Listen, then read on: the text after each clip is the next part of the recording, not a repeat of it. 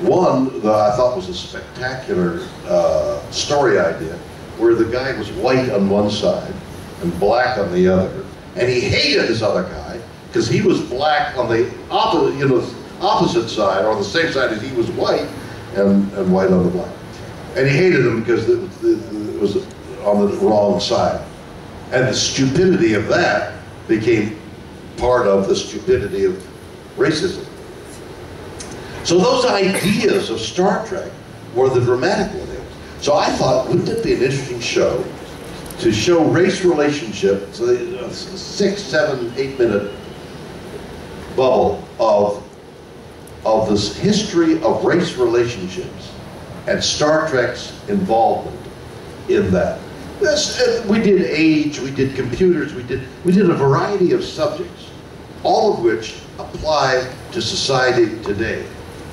And my idea of this 50th anniversary show would be to dramatize some of those ideas, putting them in the context of the history of that, whatever the event, whatever the thought was. So I've been trying to sell that. Recently got a call from the people who did how Captain Kirk, how Shatner changed the world, got a call from them. They want to do a 50th anniversary show as well, and can we combine forces from these people who really know how to put on a good show, because that won all kinds of things. And so I think I will combine with them. Okay. You want to sing that for us? There we go. Okay, we have you've had your question. What? My best? He asked which one was your favourite of the three. TJ Hooker, the three. Kirk, and Denny Crane. Well, you know, Captain Kirk was 50 years ago, and Boston Legal was just a while ago. And in between, I hope that as an artist, I've expanded my abilities. In fact, I've come to the conclusion only a couple of years ago, sincerely, that I think, you know, I think I know what I'm doing.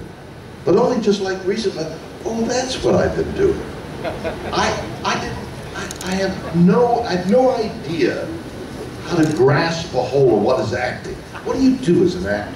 What is an actor? What do you do? What is acting? Do you know? No. You say the words, but what do you do? What do you do as a musician? What is, if an actor is supposed to be the comparable artist to a painter and a musician and a dancer, so there's an actor, you're supposed to be an artist. What does artistry in acting mean? I never got a hold of it. I did Captain Kirk, and I was in movies before Captain Kirk, and I was on Broadway, and I was an actor since I was 6 years old. I've been an actor since I was 6 years old, and I've never done anything else, and I've only come to the conclusion about a year ago, oh, that's what I'm doing. Is that wild? Yeah. It's like, what? 78 years. Yeah, right. It takes that long to figure out what you're doing. So, what's my best, what am I most popular? 50 years ago, I was Captain Kirk, and I did the best I could. Then I became something else, and it became popular, and I was doing the best I could. Then I came to Boston Legal, and I had more to do, and I was doing more, because I understood how to play the instrument, how to be happy and sad at the same time, to add complexity, so that great music has complexity to it. There's the tune, there's the symphonic tune, but then there's all the chords that relate to the tune that the great composer. So if acting is supposed to be of that ilk, how do you do that? You put in all the themes that you know, that laughter and grief are the two sides of the same coin. So can you be, in your laughter, be sad? At the same time you're laughing at something, but something reminds you of a death of something. In all our personal lives, we know that. You can say hello to somebody, and the hello is loaded. You know, and they know exactly then. You say hello to somebody and you don't really like them, that hello reveals you. If that person is listening and you don't like them or you're upset with them and you say hello, they know instantly. And you don't mean to say hello to reveal, you know, you're hiding. But you can't hide it. Because something you're doing is giving that person a message of, this isn't really hello here. How do you do that as an actor? Those are the things you discover.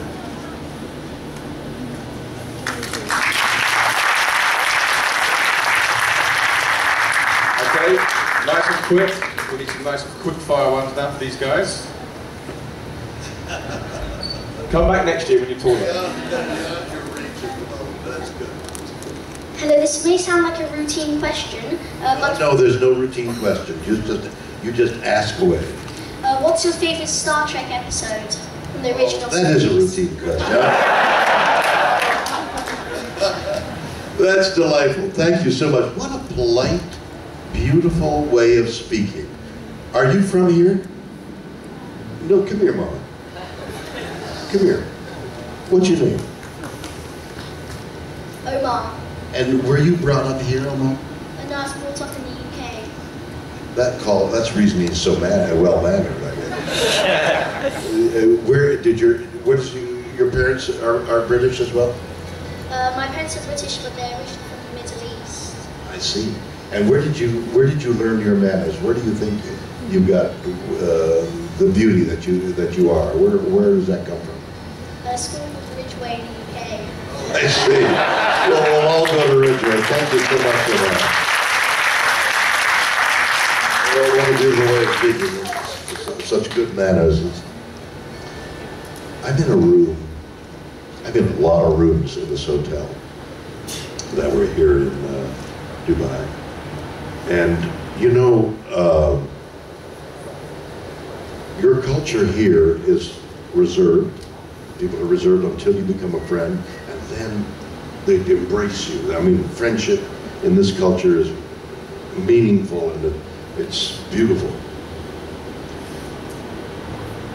Below us, in the rooms we're in, right below us, I think it's a school, honest to God, in a hotel.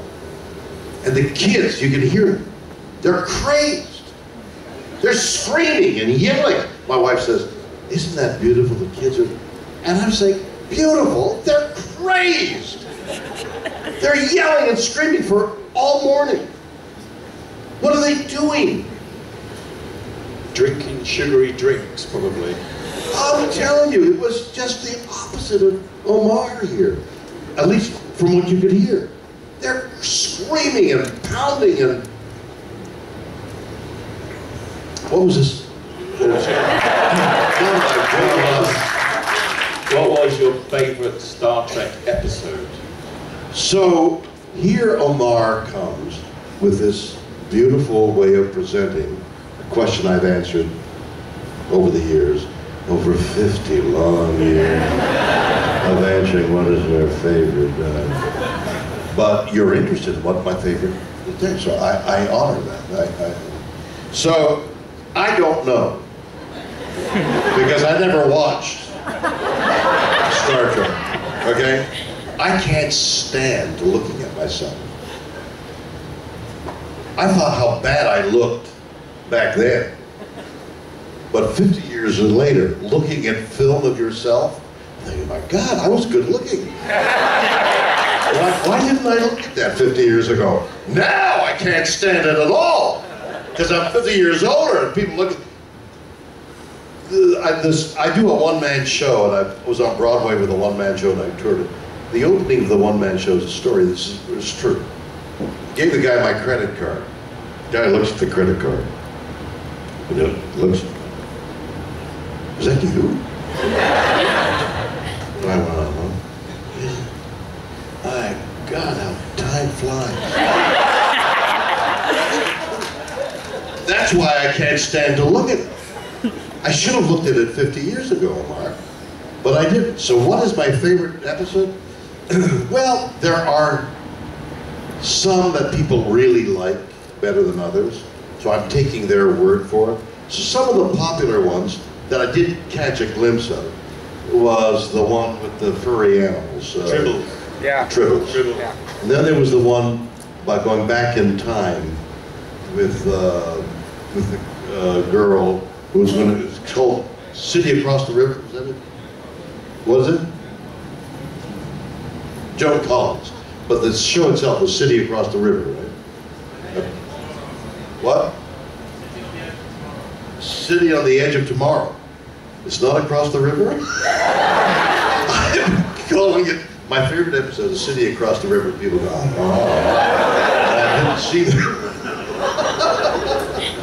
City on the Edge of Tomorrow. So those two are really very popular. And so I think they must be mine as well. Is that good? Okay. Omar, have you met this young lady? She's very pretty. I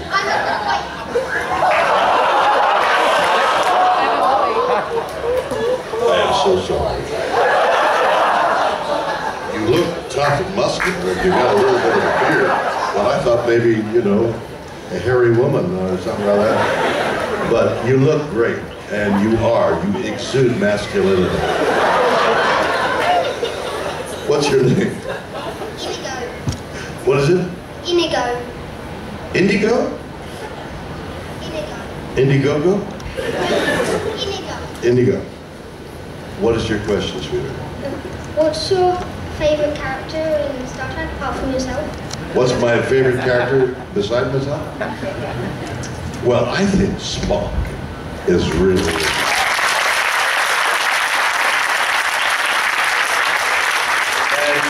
And Spock was played, the actor's name who played Spock, his name is Leonard Nimoy. And over the years, especially when we were shooting filming the stories, he had become a friend. So he'd become a friend for all this time. He died just recently. He died of a dreadful disease, which came from smoking. When we were on Star Trek, I smoked as well, and then one day, we were in a limousine going someplace to film. There were 4 of us in the car. And all 4 of us smoked. And all 4 of us were decided to give it up. We were giving up smoking. My reason for giving up smoking was my kids didn't want me to kiss them goodnight because you smelled of smoke. I said, my God, my kids, I'm giving up smoking. Another guy said, I'm giving up smoking because it's too expensive. And Leonard said, I'm not giving up smoking. And years later, he would say to me, half joking but half seriously, why didn't you tell me to give up smoking? Because he died of being unable to catch his breath. His lungs had been so hurt by smoking. That's the way he died in one of the worst ways you can die, which is trying to catch your breath. And so Nimoy is the name of the actor who played Spock brilliantly. He brought so much to the character that we will all remember him for a long time to come.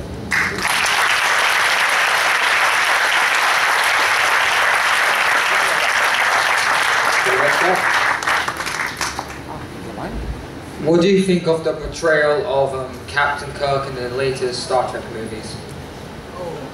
I think the young actor, Chris Pine, is really wonderful.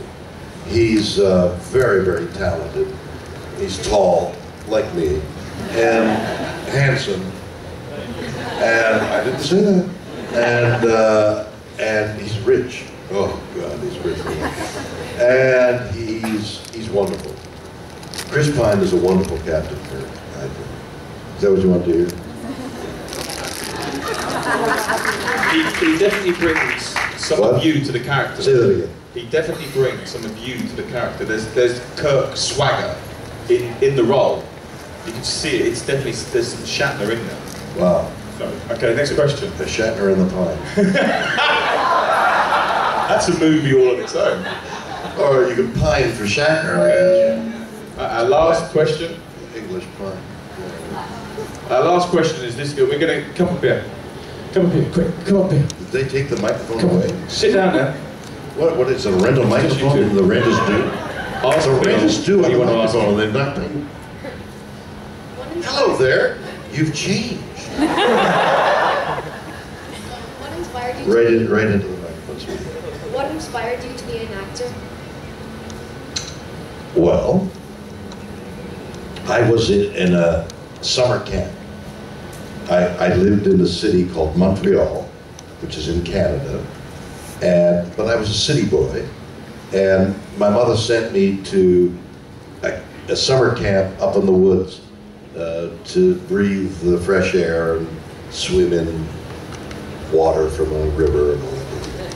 And in this 2-week summer camp, they put on a play. So some campers were involved in a play at this camp. And they got me involved. I was 6 years old.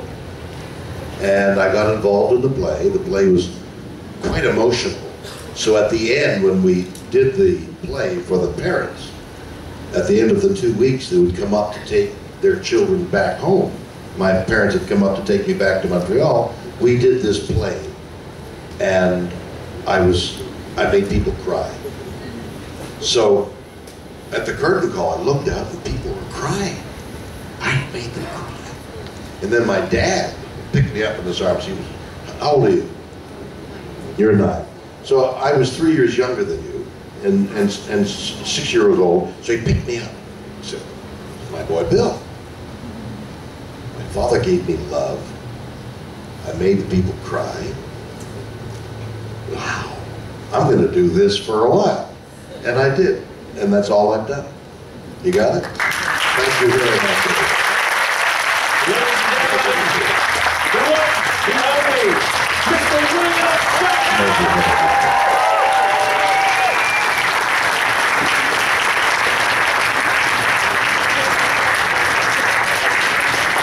Don't forget, we will be signing very shortly. Come out there, get interviews, 4 o'clock. Leave it now. Get your pictures, get your signings, get in there, and we'll see you soon. Take care. Exactly.